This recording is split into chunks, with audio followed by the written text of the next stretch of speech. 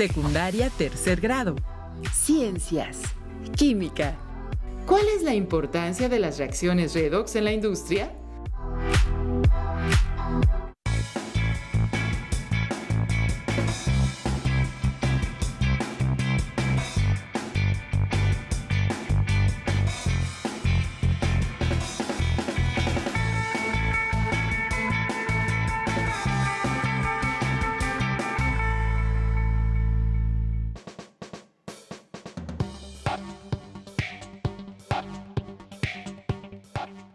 Qué gusto estar de nueva cuenta con todos ustedes. Aquí en Aprende en Casa les damos la bienvenida a la asignatura de Ciencias Química. Soy la profesora Lidia Ramírez Cruz y en esta sesión me acompaña el profesor Miguel Ángel Torres Mayén. En esta sesión compartiremos con ustedes la experimentación como una herramienta básica en el quehacer científico. Antes de comenzar, me gustaría compartirle esta frase célebre del gran científico e inventor estadounidense Benjamin Franklin. La oxidación, por falta de uso, gasta mucho más las herramientas que el propio trabajo. Reflexionen en torno a la frase y escriban en su bitácora científica su impresión acerca del significado. Mantengan toda su atención durante el desarrollo de la sesión a fin de verificar sus respuestas. Las actividades que vamos a realizar tienen el propósito de analizar los procesos de transferencia de electrones en algunas reacciones sencillas de óxido de reducción en la industria. Por medio de la experimentación, podrán observar lo que sucede durante una reacción redox relacionada con la industria, lo cual les permitirá comprender estas reacciones de una forma más sencilla. También recuerden registrar en su bitácora científica la información que consideren más importante, así como aquellos ejemplos que les ayuden a comprender el tema. La Tierra se oxidó. Se le conoce como gran oxidación al momento de la historia de la Tierra cuando hubo un crecimiento importante en la cantidad de minerales. Este acontecimiento provocó la oxidación de minerales preexistentes, produciendo las primeras apariciones de hasta 2/3 de los minerales que existen hoy en día. Esto ocurrió cuando el oxígeno comenzó a acumularse en la atmósfera de la Tierra hace unos 2.200 millones de años. Los materiales que vamos a utilizar en esta sesión son los siguientes: su libro de texto de Ciencias Química, su bitácora científica, que es su cuaderno de notas de la asignatura, con la fecha y el título de nuestra sesión, bolígrafos, colores y tijeras.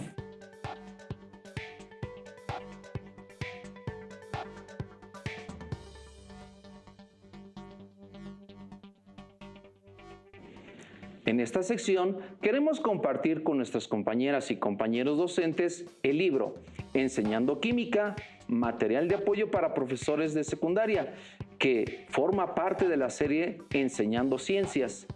Es un texto dirigido a profesores de secundaria que imparten la asignatura de química.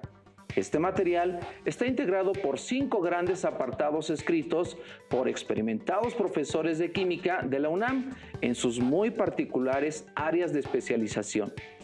Cada uno de los apartados descritos, abordados con rigor académico, contienen explicaciones amenas y sencillas, así como las recomendaciones de aplicación en el aula.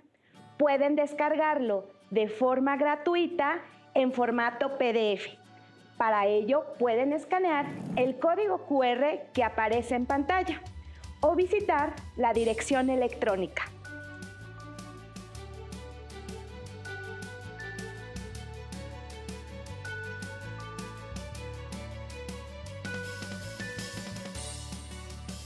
La atmósfera del planeta Tierra es oxidante porque en ella hay 21% de oxígeno. Muchos minerales son óxidos y en el suelo encontramos silicatos u óxidos de silicio. Una de las moléculas más abundantes en la Tierra es el agua u óxido de hidrógeno. Todos los metales y minerales son importantes para nuestra vida diaria, ya que muchos productos indispensables provienen de ellos. Sin embargo, el proceso de obtención de los metales no es tan sencillo, ya que muchos no se encuentran en forma pura en la naturaleza y son obtenidos por medio de procesos industriales conocidos como metalurgia. Las reacciones de óxido-reducción se presentan con frecuencia en estos procesos. La obtención del hierro es un ejemplo de obtención de un metal por reducción a nivel industrial. La metalurgia del hierro recibe el nombre de siderurgia, uno de los principales métodos utilizados para reducir el mineral de hierro, por lo general hematita, óxido de fierro, en donde suelen encontrar impurezas como los silicatos. Es el denominado alto horno. La reducción se lleva a cabo mediante el monóxido de carbono, que se genera a partir de la reacción del coque, que es una forma de carbono, con el oxígeno del aire para producir dióxido de carbono y calor a la misma vez que se le proporciona calor. El alto horno es un reactor químico que funciona contracorriente. Los gases suben mientras que los sólidos se dirigen hacia abajo, lo que le proporciona un rendimiento térmico excelente, ya que el hierro se reduce en etapas que dependen de la temperatura. La parte alta del horno es donde la temperatura es más baja, lo que facilita la formación de óxido de fierro, el cual al descender a la parte más caliente se reduce a óxido de fierro, que al final acaba por reducirse a hierro en la parte más caliente. Hemos visto al hierro oxidarse en objetos como los clavos o las ventanas, al tener contacto con la humedad y el aire del medio ambiente. El óxido de hierro es de color marrón y también lo podemos percibir en algunas piezas de automóvil y en las tuberías que se utilizan para la distribución del agua potable. ¿Conocen ustedes otros ejemplos de oxidación del hierro? Es muy importante observar con atención nuestro entorno y estar al pendiente del cuidado de estos materiales. En esta ocasión vamos a llevar a cabo la reacción redox del hierro. Los invitamos a detectar los cambios que pueden ocurrir en este metal tan común. ¿Qué necesitamos? Los materiales que vamos a necesitar son una disolución de sulfato de cobre, 2 clavos grandes, 4 clips, un vaso de precipitado de 250 mililitros, pinzas con punta. ¿Cómo lo hacemos? Agregamos 150 mililitros de la disolución de sulfato de cobre en el vaso de precipitados, teniendo cuidado de no salpicar. Correcto, maestro. Voy haciendo el primer procedimiento y ahí están los 150 mililitros. Colocaremos los clavos y los clips en la disolución y esperamos unos minutos en lo que se lleva a cabo la reacción química de estas sustancias. Voy colocando, maestro, para que nuestros estudiantes puedan observar cómo realizamos este primer procedimiento. Muy bien. Tomen nota de las ecuaciones que les presentaremos a continuación para que en ellas puedan detectar qué elemento se oxida y por consiguiente qué elemento se reduce. Cuando el sulfato de cobre reacciona con el hierro, se forma cobre metálico, que se ha impregnado en el clavo, y un compuesto llamado sulfato de hierro, que está en disolución. ¿Cuál se oxida? Los invitamos a que juntos asignemos el número de oxidación de cada elemento. En esencia, las reacciones redox implican la transferencia de electrones. Esto es, el paso de electrones de un átomo que se oxida hacia uno que se reduce. Por lo tanto, si un elemento químico se oxida, es porque pierde electrones. Y si el elemento se reduce, entonces decimos que ha ganado electrones. En toda reacción química, el número de cargas eléctricas positivas debe ser igual al de cargas negativas. Esto ya lo aprendieron en sesiones anteriores, así que solo repasaremos algunas reglas prácticas. Para saber cuando un elemento pierde electrones o los gana, debemos asignar el número de oxidación a cada elemento. Al oxígeno, en sus compuestos, se le asigna un número de oxidación de -2, excepto en los peróxidos, en cuyo caso es -1. Al hidrógeno en sus compuestos se le asigna un número de oxidación de +1, pero cuando forman hidruros se les asigna un valor de -1. El número de oxidación de los elementos que se encuentran en estado basal o si combinarse con otros es 0. Para los elementos no especificados en las reglas, se calcula la suma algebraica de los números de oxidación, misma que deberá ser igual a 0. Es decir, si existen 4 cargas positivas, entonces también deberán haber 4 cargas negativas. No olviden tener siempre a la mano su tabla periódica, ya que es fundamental para la comprensión de este tema. Entonces, vamos a asignar el número de oxidación a cada elemento en la ecuación. Antes, recordaremos que un elemento se oxida al perder electrones, mientras que otro elemento se reduce ganando electrones. En este caso, el ion sulfato tiene un número de oxidación de -2, por lo que podemos deducir que el cobre es +2, y con esto se balancean las cargas eléctricas, que tienen el mismo número de cargas positivas que negativas en el compuesto. El hierro, al encontrarse solo, tiene un número de oxidación de 0. Al llevarse a cabo la reacción, observamos que el cobre se deposita en el clavo y queda separado del sulfato. Este reacciona con el hierro y se forma sulfato de hierro, por lo que ahora sus números de oxidación se asignan de la siguiente manera. El cobre, al estar solo, tiene un número de oxidación de valor 0. En el caso del sulfato, recordemos que es -2, por lo tanto, el hierro tendrá un número de oxidación de +2 para tener el mismo número de cargas positivas que de negativas en el compuesto. Ahora veamos las semireacciones y determinemos quién se oxida y quién se reduce. El hierro inicialmente tenía un número de oxidación de valor 0, que pasó a +2, por lo que podemos observar que perdió 2 electrones y por consiguiente se oxidó. En el caso del cobre, al inicio tenía un número de oxidación de +2 y después quedó con un número de oxidación de 0, por lo que decimos que se reduce y gana 2 electrones. Los cambios que se presentan en las reacciones redox pueden representarse en la recta numérica.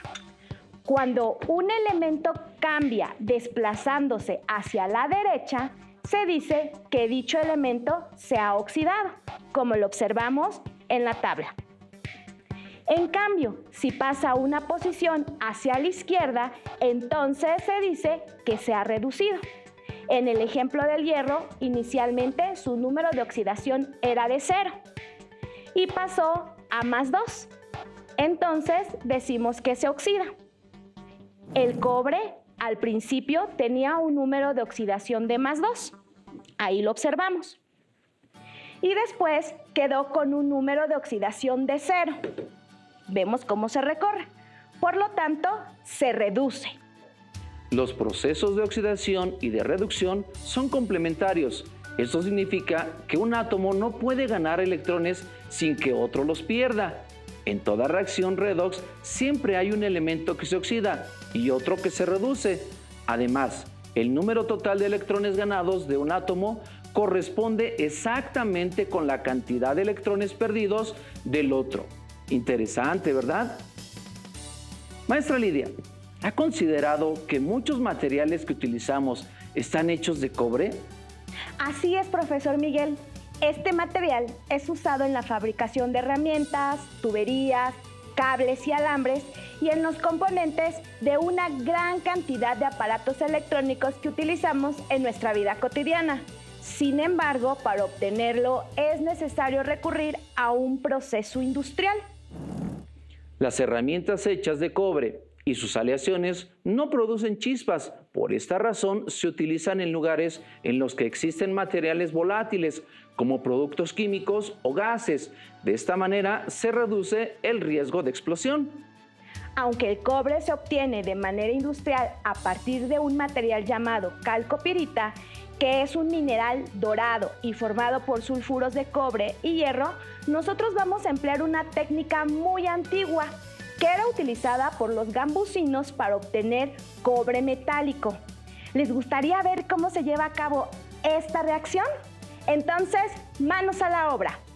Tengan presente que este tipo de actividades experimentales normalmente se lleva a cabo por un docente de la materia y no por ustedes mismos, sin supervisión, ya que pudiera ocurrir algún accidente. Les pedimos que observen con atención lo que sucede para que puedan comprender cómo se efectúan las reacciones de óxido-reducción. ¿Qué necesitamos?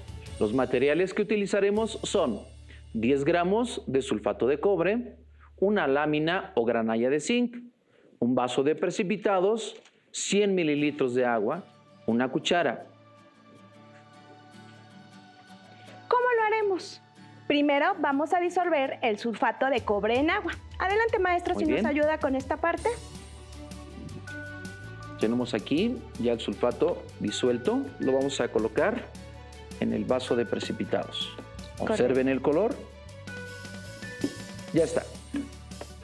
Introducimos la placa o granalla de zinc con cuidado de no salpicar o tocar la disolución. Por Bien. favor. Observen las características de la granalla de zinc. Es un metal.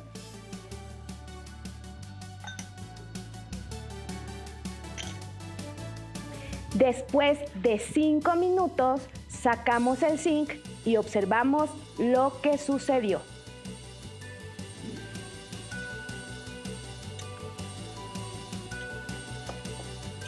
Adelante, maestro. Observen ustedes el cambio de coloración. Que se ha registrado en la granalla de zinc. Comentemos los resultados de nuestra actividad experimental. Cuando el zinc reacciona con el sulfato de cobre, se forma sulfato de zinc y cobre metálico. ¿Qué reacción se está efectuando? Veamos la siguiente ecuación.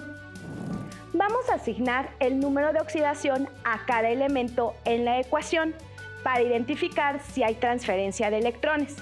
Recordemos que el ion sulfato tiene un número de oxidación de -2. En la fórmula del sulfato de cobre, el oxígeno tiene un número de oxidación de -2, por lo que considerando el número de átomos de oxígeno, tendremos en total 8 cargas negativas. Como el ion sulfato tiene un número de oxidación de -2, entonces el azufre tiene un número de oxidación de +6, por lo que el cobre tendrá un número de oxidación de +2, para completar el mismo número de cargas positivas que de negativas en este compuesto, ya que es eléctricamente neutro. Debido a que el zinc está en estado libre, su número de oxidación es 0.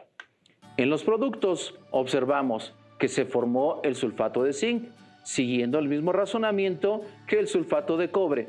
Decimos que el ion sulfato tiene un número de oxidación de -2 para balancear las cargas eléctricas y tener el mismo número de positivas como de negativas. Deducimos que el número de oxidación para el zinc es de +2. Por último, el cobre que está sin combinar tiene número de oxidación con valor de 0. Ahora verifiquemos qué elementos modificaron su número de oxidación. ¿Ya los detectaron? Bien hecho, se trata del zinc y del cobre. ¿Cuál es el elemento que se oxida y cuál se reduce? ¿Cuántos electrones se transfirieron en cada caso? ¿Qué elemento ganó electrones? Recuerden que podemos emplear la recta numérica para ayudarnos a identificar el elemento que se oxida y el que se reduce. Analicemos la semirreacción del zinc y observemos que antes de reaccionar con otras sustancias estaba como zinc 0 y después de la reacción se obtuvo zinc +2, indicando que perdió 2 electrones, por lo que entendemos que se oxidó. Ahora bien, ¿qué le pasó al cobre? Observen la semirreacción. Inicialmente el cobre estaba como cobre +2 y después de la reacción del sulfato de cobre con el zinc, el cobre quedó solo con número de oxidación 0. Entonces, el cobre pasa de +2 a 0, por lo que ganó 2 electrones. Por lo tanto, decimos que se redujo. Ya hemos dicho que las reacciones de óxido-reducción son importantes en la industria. Por ejemplo, en el caso de las celdas solares, se puede convertir la energía solar en energía eléctrica gracias a este tipo de reacciones. También para la obtención de metales, pues en general estos se encuentran en la naturaleza formando óxidos. Otra aplicación que tienen las reacciones de redox es a limpiar una herida, ya que se puede aplicar agua oxigenada. Pero, ¿cuál es el efecto que produce? La catalasa, una enzima de la sangre, convierte el agua oxigenada en agua y oxígeno. Esta es una reacción de óxido-reducción, debido a que hay transferencia de electrones del oxígeno del agua oxigenada a el oxígeno molecular. Muchos microorganismos que pueden infectar la herida no sobreviven en presencia del oxígeno y mueren al formarse las burbujas. Reto químico. Para repasar y confirmar el aprendizaje de esta sesión, les queremos proponer el siguiente reto químico. Coloquen el número de oxidación de cada elemento químico de las ecuaciones e identifiquen qué elemento se oxida y cuál se reduce. Es importante que escriban cuántos electrones pierde el elemento que se oxidó y cuántos electrones gana el elemento que se redujo. El cobre tiene la curiosa propiedad de reflejar distintos tipos de colores. Cuando se encuentra en forma de película delgada, lo podemos apreciar en color verde y de color rojo en piezas de mayor grosor. El cobre, expuesto al aire y a la humedad, pierde su brillo, se empaña, se vuelve mate y se torna verde. Esta capa no se incrusta, sino que lo recubre y lo protege, pero esto ya no es cobre, sino óxido de cobre. Este metal es resistente a la corrosión, por lo que tiene muchas aplicaciones, entre ellas la creación de artesanías. Santa Clara del Cobre, en Michoacán, es un pueblo mágico reconocido a nivel internacional por la creación de piezas artesanales utilizando este bello metal. Con la finalidad de promover el conocimiento sobre el arte popular mexicano, los invitamos a conocer el documento El cobre y el hierro en la artesanía mexicana. Este cuadernillo monográfico, publicado por el Fondo Nacional para el Fomento de las Artesanías, presenta diversos temas relacionados a la creación popular, escritos por distinguidos especialistas, donde se describe la producción y usos del cobre y el hierro desde la época prehispánica. Hemos llegado al final de nuestra sesión. Es momento de despedirnos. Recuerden que es muy importante seguir aplicando las medidas de prevención para cuidar nuestra salud. Usar cubrebocas, lavar las manos frecuentemente y no salir de casa si no es necesario. Ha sido un gusto estar con ustedes. Aún nos queda mucho por aprender y experimentar. ¡Hasta la próxima! Si tienes dudas o necesitas ayuda, llama al Centro de Apoyo Pedagógico a Distancia. El número de teléfono para secundaria es el 55 36 01 71 23. Si requieres consultar los libros de texto en versión digital, recuerda que los puedes encontrar en la página conalitec.cep.gov.mx. Y recuerda que también cuentas con el sitio aprendeencasa.cep.gov.mx, en donde podrás ver nuevamente los videos de los programas y además encontrarás actividades para fortalecer tus aprendizajes. También te invitamos a que consultes la plataforma nuevaescuelamexicana.cep.gov.mx.